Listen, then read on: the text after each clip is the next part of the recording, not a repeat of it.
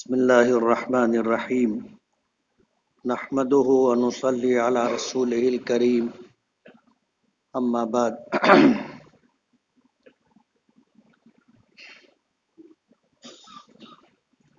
بزرگان محترم اور عزیز دوستو، اسلام کا بنیادی عقیدہ ایمان، یقین اور توحید ہے۔ سب سے پہلے انسان حضرت آدم علیہ السلام، اللہ تعالیٰ نے آپ کو نبی اور رسول بنا کر کے بھیجا، اور آپ نے اپنی اولاد کو اسی راستے پر رکھا کہ اللہ رب العالمین وحدہ لا شریک لہ ہے۔ اللہ تعالیٰ کی ذات میں، اللہ تعالیٰ کی صفات میں نہ کوئی شریک تھا، نہ کوئی شریک ہے، اور نہ قیامت تک کوئی شریک رہے گا۔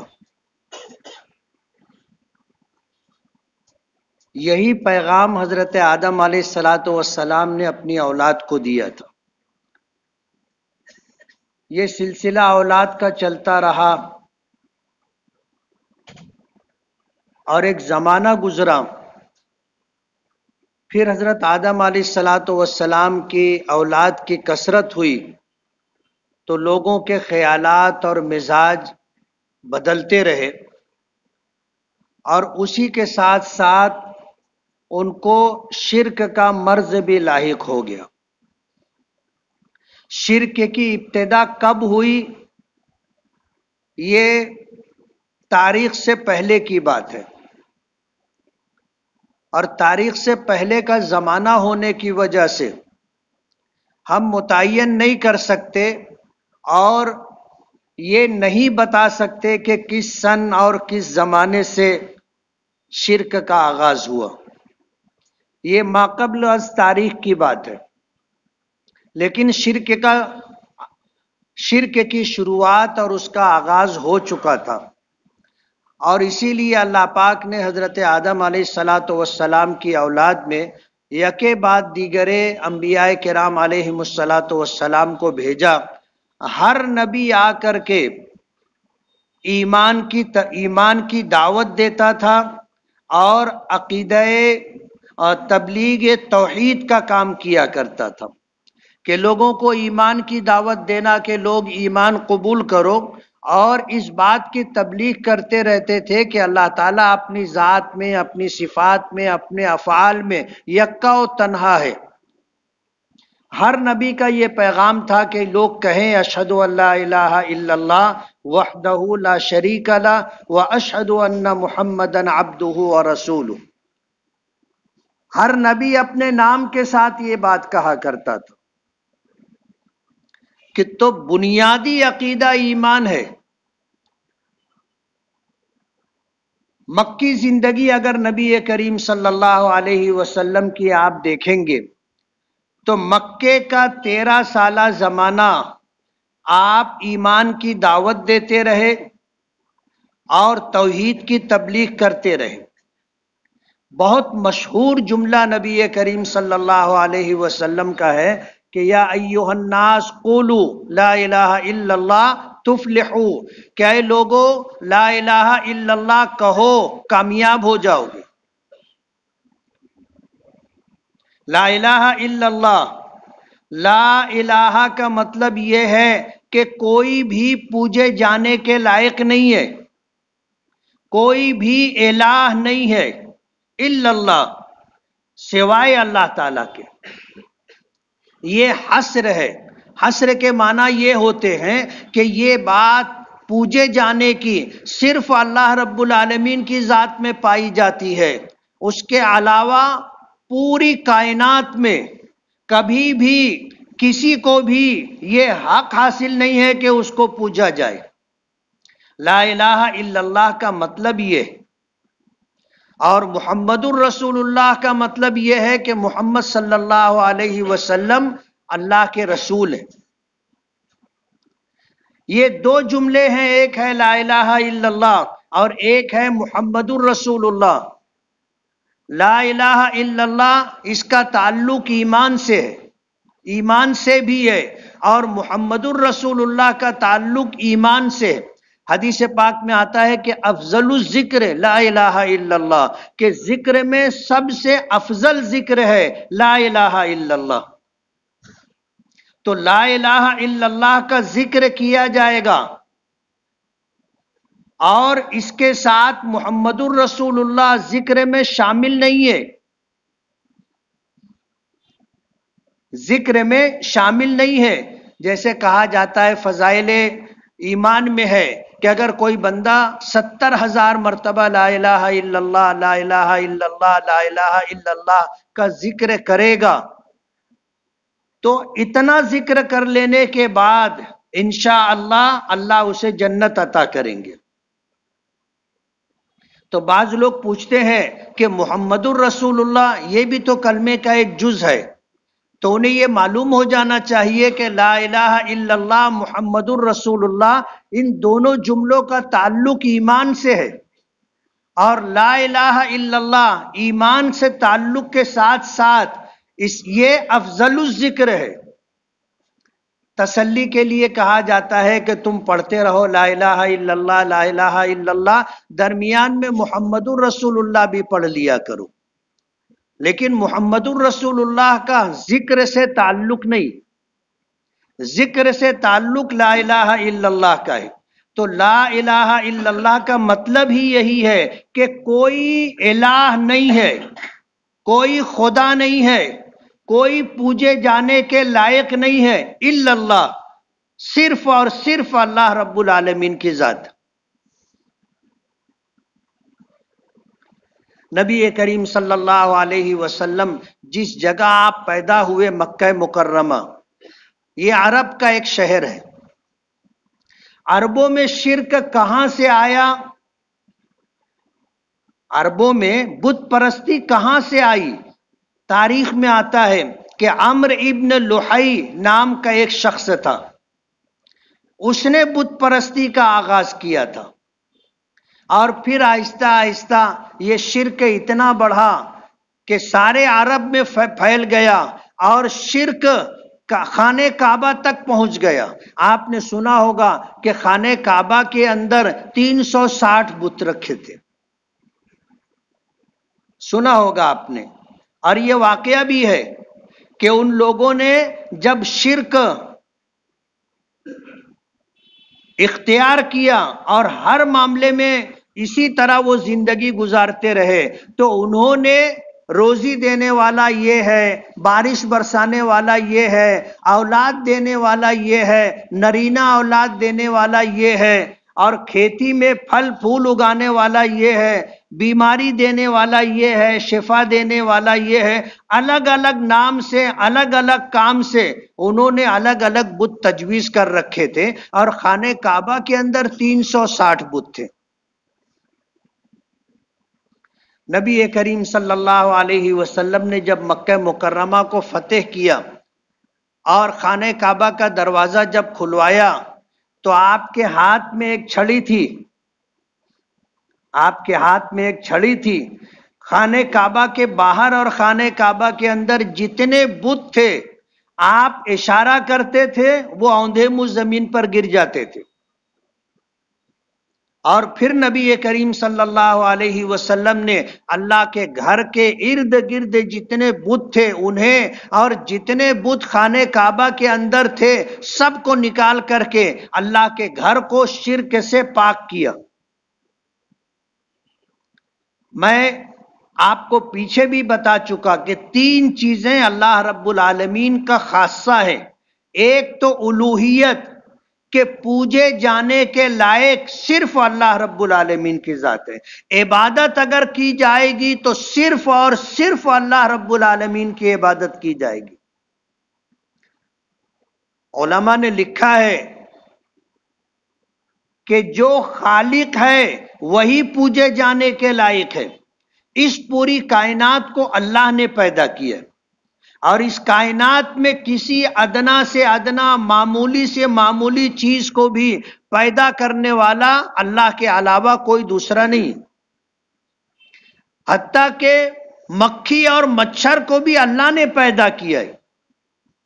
آج دنیا کی کوئی طاقت مکھی اور مچھر پیدا نہیں کر سکتی.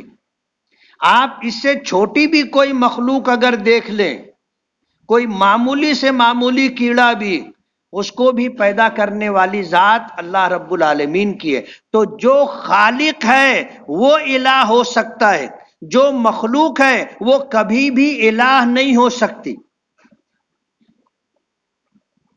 اور اس پوری کائنات کو اللہ نے پیدا کیا ہے.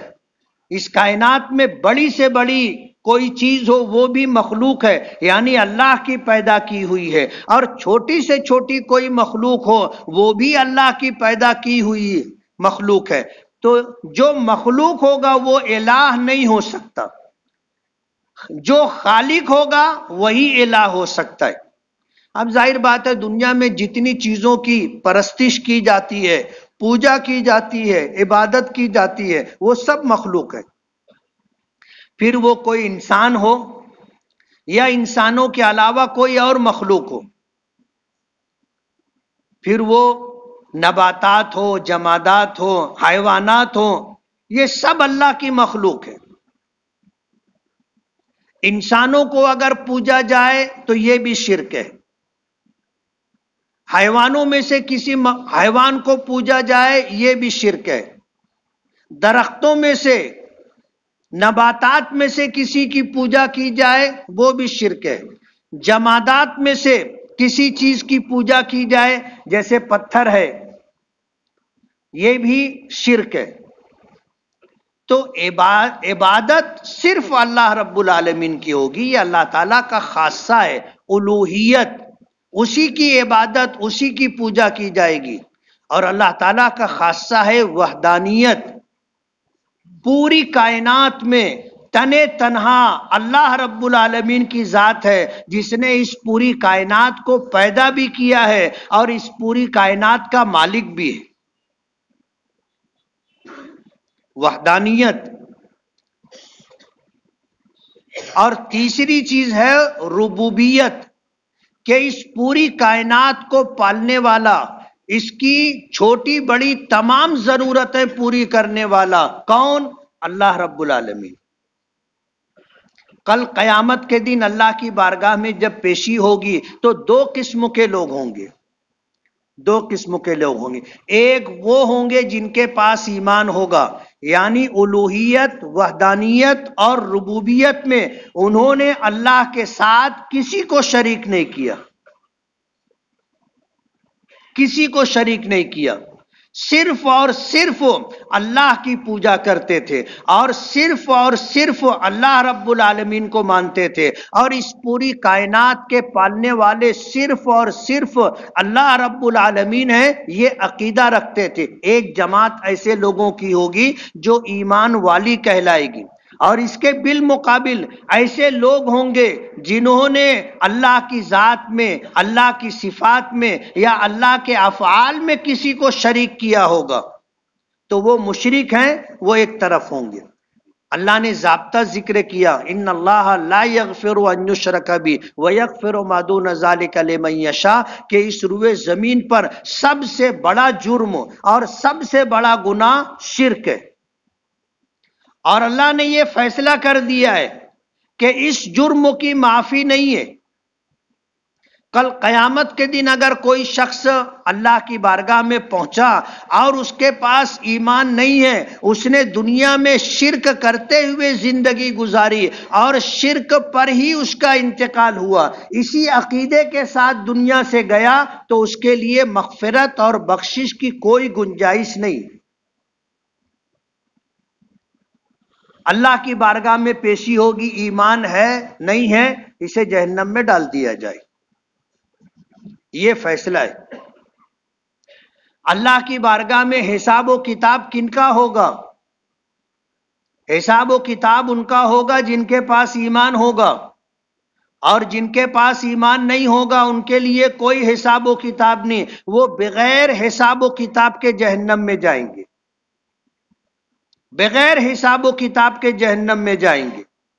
بچیں گے وہ لوگ جن کے پاس ایمان ہوگا، تو پھر اللہ کی بارگاہ میں ان کا حساب و کتاب ہوگا. لیکن ان میں بھی ایک بہت بڑی جماعت ایسی ہوگی کہ جن کے پاس ایمان ہوگا اور جن کے پاس نیکیاں ہی نیکی ہوں گی، اور انہوں نے اپنی زندگی میں دنیا میں رہتے ہوئے جو گناہ ان سے ہو گئے تھے یا جو گناہ انہوں نے کر لیے تھے، ان تمام گناہوں سے انہوں نے زندگی میں جیتے جی سچی پکی توبہ کر کے اللہ کی بارگاہ میں گئے ہوں گے. جب آدمی اپنے گناہوں سے توبہ کر لیتا ہے، سچے دل سے توبہ کر لیتا ہے، تو اللہ تعالیٰ اس کے سارے گناہ معاف کر دیتے. اور یہ گناہ جو فرشتوں نے لکھ رکھا تھا نام اعمال میں، اسے بھی مٹا دیا جاتا ہے.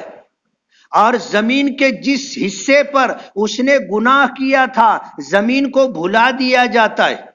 اور اس گناہ میں جتنے لوگ شریک تھے، اللہ تعالیٰ ان کے ذہنوں سے بھی یہ بات نکال دیں گے، اور جسم کے یہ سارے اعضاء جن کے ذریعے سے گناہ کیا گیا، کل یہ ہمارے گناہوں کی گواہی نہیں دیں گے. اللہ تعالیٰ گناہوں کو سچی پکی توبہ سے اس طرح ختم کر دیتا ہے گویا کہ گناہ کیا ہی نہیں گیا. زندگی کا کوئی بھروسہ نہیں. صبح بیدار ہونے سے لے کر کے رات سونے تک یہ جو وقت ہم نے بیداری میں گزارا، اس میں ہم سے کوئی گناہ اگر ہو گیا ہو جانے انجانے میں، تو رات میں سونے سے پہلے سچی پکی توبہ کر کے سونا چاہیے.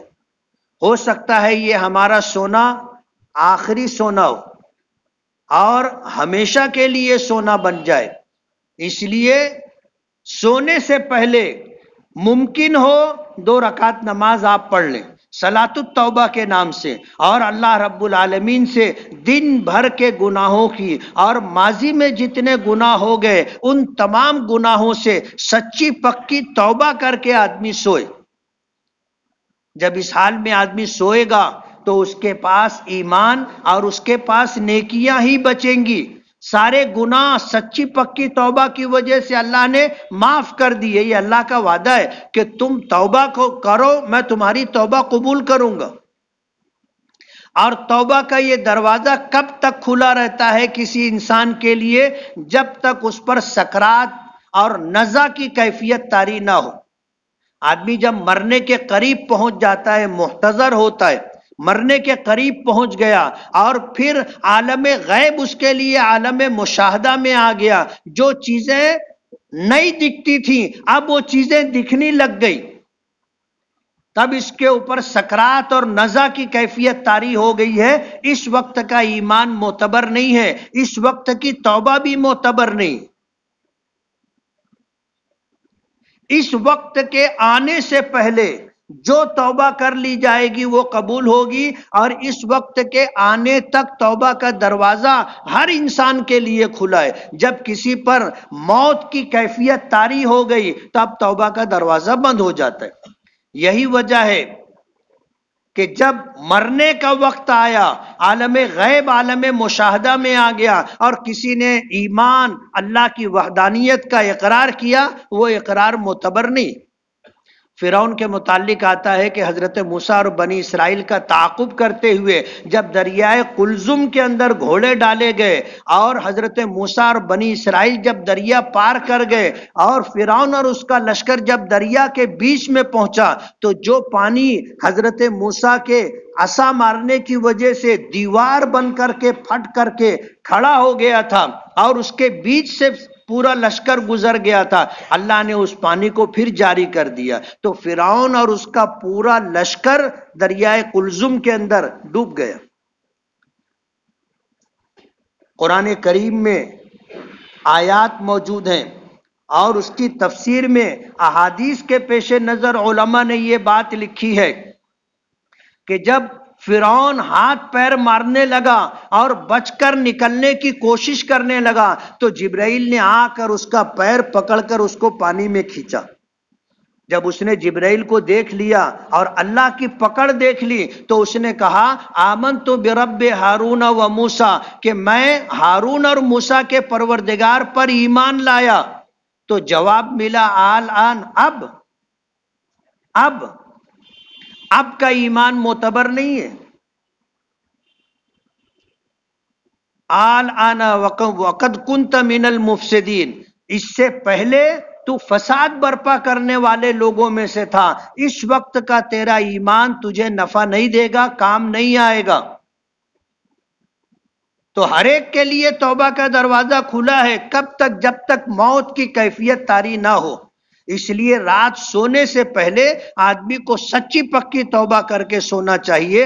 ہو سکتا ہے یہ سوئیں گے تو اب سوتے ہی رہ جائیں گے، ایسا بھی ہو سکتا ہے. تو ایمان والوں میں ایسے لوگ ہوں گے جن کے پاس نیکیاں ہی نیکی ہوں گی، گناہ نہیں ہوں گے، ان کا بھی حساب و کتاب نہیں ہوگا. ظاہر بات ہے ترازو کے دو پلڑے ہوتے ہیں، ایک میں نیکی رکھی جائے گی، دوسرے میں رکھنے کے لیے کچھ چاہیے تبھی تو وزن ہوگا. اور اگر دوسرے پلڑے میں رکھنے کے لیے کچھ نہیں ہے تو وزن کی ضرورت نہیں ہے. یہ لوگ بغیر حساب و کتاب جنت میں جائیں گے. بچیں گے وہ لوگ جن کے پاس ایمان ہے لیکن انہوں نے نیکیاں بھی کی اور نیکیوں کے ساتھ ساتھ گناہ بھی کرتے رہے اور انہوں نے توبہ نہیں کی. اس حال میں دنیا سے گئے کہ ان کے نامے اعمال میں گناہ موجود تھے. ان کا حساب و کتاب ہوگا. علماء نے لکھا ہے کہ نیکی ایک پلڑے میں اور بدی دوسرے پلڑے میں. اگر نیکی کا پلڑا جھک گیا تو یہ آدمی جنت میں جانے کا مستحق ہے، اور اگر گناہوں کا پلڑا جھک گیا کہ گناہ نیکیوں سے زیادہ تھے اور پھر وہ گناہ کی کثرت نے نیکیوں کے پلڑے کو ہلکا کر دیا، تب یہ آدمی جہنم میں جانے کا مستحق ہے. لیکن یہ بھی اللہ کی مشیت پر ہے کہ کسی کے پاس گناہ نیکیوں سے زیادہ تھے لیکن اللہ معاف کرنا چاہے، حضور پاک صلی اللہ علیہ وسلم سفارش کر دے یا اور کوئی اللہ کا بندہ آ کر سفارش کر دے یا اللہ خود معاف کر دے تو یہ آدمی بھی جنت میں چلا جائے گا. واقعات میں آتا ہے میدان محشر میں ایک شخص ہوگا کہ جس کی نیکی اور بدی دونوں ہوگی، اور جب اس کو تولا جائے گا تو دونوں پلڑے برابر رہیں گے. نہ نیکی کا پلڑا جھکے گا نہ گناہوں کا پلڑا جھکے گا. اب یہ جائے تو کدھر جائے؟ یہ جائے تو کدھر جائے؟ نیکی اور بدی دونوں برابر ہیں تو اللہ پاک کی طرف سے اسے حکم ہوگا کہ جاؤ کہیں سے ایک نیکی لے کے آؤ. اب یہ ایک نیکی کے لیے میدان محشر میں گھومے گا. وہ دن ایسا ہوگا کہ ہر ایک اپنی جان پہچان والوں سے منہ چھپائے گا، بھاگے گا. قرآن کریم میں ہے کہ یوم یفر المرء من اخیہ وامہ وابیہ وصاحبتہ وبنیہ لکل امرئ منہم یومئذ شأن یغنیہ. ہر ایک کا عجیب و غریب حال ہوگا. ایسا حال ہوگا کہ وہ اپنے جان پہچان کے لوگوں سے منہ چھپاتا پھرے گا. بھائی بھائی سے، باپ بیٹے سے، بیٹا باپ سے، ماں بیٹے سے، بیٹا ماں سے، بھائی بہنوں سے، میاں بیوی ایک دوسرے سے، سب اپنے آپ کو الگ الگ کر رکھیں گے. کوئی کسی کی طرف دیکھے گا نہیں. ہر ایک انتہائی ضرورت مند ہوگا، کوئی کسی کو نیکی دینا نہیں چاہے گا. اب اس کو حکم ہوگا کہ تم جاؤ ایک نیکی لے کر کے آؤ. ایک نیکی مل جائے گی تو نیکی کا پلڑا جھک جائے گا، اور کسی کے پاس 51% نیکی ہو گئی تو وہ انشاءاللہ جنت میں جائے گا. اب یہ نیکی کے لیے نکلے گا. جس کے پاس جائے گا کوئی بھی نیکی دینے کے لیے تیار نہیں ہوگا، لیکن یہ گھومتا رہے گا، ڈھونڈتا رہے گا کہ کہیں سے ایک نیکی مل جائے. ایک آدمی کے پاس جائے گا، وہ اس سے سوال کرے گا ایک نیکی کا، تو وہ پوچھے گا کہ تو ایک نیکی کیوں مانگ رہا ہے؟ تو وہ کہے گا کہ میرے پاس نیکیاں بہت ہے لیکن جتنی نیکی ہے اتنے گناہ بھی ہیں، اور نام اعمال میں جب تولنے کے لیے الگ الگ پلڑے میں رکھے گئے تو دونوں پلڑے برابر ہو گئے. اب نیکی کا پلڑا جھکے اس کے لیے مجھے ایک نیکی کی اور ضرورت ہے. تو وہ آدمی اپنا نام اعمال دیکھے گا تو اس کو دکھے گا کہ اس کے نام اعمال میں گناہ ہی گناہ ہے، صرف ایک نیکی ہے. تو وہ سوچے گا کہ جب اس کے پاس نیکیاں بہت ہیں لیکن گناہوں کے برابر ہیں تو اس کا نیکی کا پلڑا جھک نہیں رہا ہے. میرے پاس تو گناہ ہی گناہ ہے، صرف ایک نیکی ہے. اب اگر اس کو میں حساب و کتاب کے لیے پیشی ہوگی اور تولا جائے گا تو گناہ تو میرے بے شمار ہیں، ایک نیکی ہے، یہ نیکی سے تو میرا کوئی کام بنے گا نہیں. اور یہ بات بھی اللہ پاک اس کے دل میں ڈالیں گے تو وہ ایک نیکی اس کو دے دے گا اور یہ کہہ کر کے دے گا کہ اس ایک نیکی سے میرا تو کچھ کام بننے والا نہیں ہے، میری تو نجات ہونے والی نہیں ہے، کم سے کم ایک نیکی میں تجھے دے دوں گا، تیرا تو کام بن جائے گا. وہ ایک نیکی لے کر کے آئے گا. فرشتوں کو حیرت ہوگی کہ اتنے گھماسان میں کہ لوگ نفسی نفسی میں مبتلا ہے اور کوئی کسی کی طرف دیکھنے کے لیے تیار نہیں، سب کی نگاہیں اوپر اٹھی ہوئی اللہ کے عرش کی طرف. ایسے حالات میں کہاں سے یہ ایک نیکی لے کر کے آ گیا؟ لیکن اللہ تو دانا و بینا ہے، اللہ کو سب خبر ہے، اللہ علیم و خبیر ہے. اللہ تعالیٰ فرشتوں کی حیرت دور کرنے کے لیے اس سے پوچھیں گے کہ یہ ایک نیکی کہاں سے لایا، یہ ایک نیکی کہاں سے لایا؟ تو وہ بتائے گا. تو اللہ پاک فرمائیں گے کہ جس نے نیکی دی ہے اس کو لے کر کے آؤ. یہ پھر جائے گا اور ڈھونڈ کر کے تلاش کر کے اس کو لے کر کے آئے گا. اللہ رب العالمین پوچھیں گے کہ یہ ایک نیکی تم نے اس کو دی ہے؟ تو وہ کہے گا کہ ہاں. کہا کہ تم کو ضرورت نہیں ہے؟ کہے گا کہ میں تو سب سے زیادہ ضرورت مند ہوں، لیکن میں نے اپنے نام اعمال کو دیکھا اور اس کا سوال سنا تو میں نے دیکھا کہ میرے نام اعمال میں گناہ ہی گناہ ہے، صرف ایک نیکی ہے. اور اس کے جو حالات میں نے سنے تو مجھے اندازہ ہوا کہ یہ ایک نیکی میرے گناہوں کے پلڑے کو اٹھا نہیں سکے گی، اس لیے میں ایک نیکی اس کو دے دیا. اللہ پاک فرمائیں گے کہ سخی ہم ہیں، سخی ہم ہیں، ایسی ضرورت کے وقت تو نے اس کی مدد کی ہے. اس کو بھی جنت، اللہ اس کو بھی جنت میں بھیجیں گے اور اس کو کہیں گے کہ تو نے اس کی مدد کی اور ایک نیکی دی، تو بھی جنت میں جا. تو ایمان اگر ہے تو اللہ کی مشیت کے تحت ہے. اللہ پاک چاہیں گے تو بخش بھی دیں گے اور چاہیں گے تو سزا بھی دیں گے، یہ اللہ کے اختیار کی بات ہے. لیکن شرک کی معافی نہیں ہے. اللہ نے فیصلہ کر دیا ان اللہ لا یغفر ان یشرک بہ ویغفر ما دون ذلک لمن یشاء، کہ بے شک اللہ تعالی لا یغفر، نہیں بخشے گا اس بات کو کہ اس کی ذات میں، صفات میں، اس کے افعال میں کسی کو شریک کیا جائے. اللہ معاف نہیں کرے گا، بخشے گا نہیں.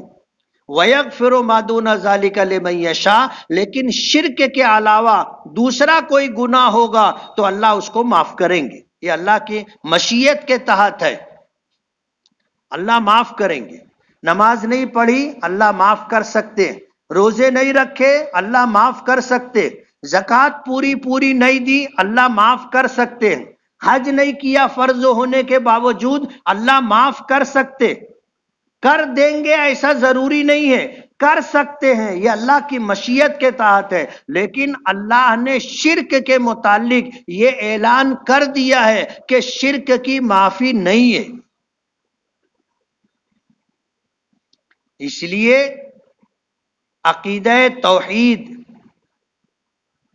اور صرف اللہ رب العالمین پوجے جانے اور عبادت کیے جانے کے لائق ہیں، یہ عقیدہ بنیاد ہے. مکے کی 13 سالہ زندگی میں نبی کریم صلی اللہ علیہ وسلم یہی اعلان کرتے رہے کہ یا ایھا الناس قولوا لا الہ الا اللہ تفلحوا، اے لوگو لا الہ الا اللہ کہو کامیاب ہو جاؤ گے. 13 سال تک حضور اس بات کی دعوت دیتے رہے، لوگوں کو ایمان کی طرف بلاتے رہے اور لوگوں کے درمیان توحید کو لے کر تبلیغ کرتے رہے. علماء نے لکھا ہے کہ یہ جتنے احکامات ہیں، نماز، روزہ، زکوٰۃ، حج، یہ سارے احکامات سب مدنی زندگی سے تعلق رکھتے. جب حضور ہجرت کر کے مدینہ تشریف لے گئے تو آپ نے ایمان کی دعوت اور توحید کی تبلیغ کے ساتھ ساتھ اللہ تعالیٰ کے احکامات کی تبلیغ کی. لوگوں کو نماز کی تاکید کی، روزے کی تاکید کی، زکوٰۃ کی تاکید کی، حج کی تاکید کی، لیکن مکے میں رہتے ہوئے آپ صرف لوگوں کو ایمان کی دعوت دیتے رہے اور لوگوں کے درمیان عقیدہ توحید کی تبلیغ کرتے رہے۔